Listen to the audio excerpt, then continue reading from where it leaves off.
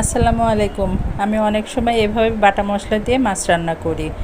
এই তো তেল দিলাম, ফোড়ন দিলাম, তারপরে মশলাগুলো যা যা লাগে আদা বাটা, জিরা বাটা, পেঁয়াজ বাটা, রসুন বাটা, মরিচের গুঁড়া, হলুদের গুঁড়া, ধনিয়া গুঁড়া, লবণ এগুলো দিয়ে সুন্দর করে মশলাটাকে কিছুক্ষণের জন্য ঢাকা দিয়ে কষায় নিব।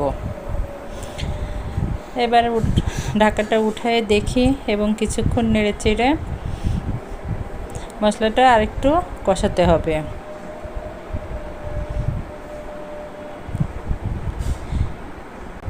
এই তো কিছুক্ষণ মশলাটা কষানো শেষ, এখন আমি আমার মাছগুলোকে দিয়ে দিব।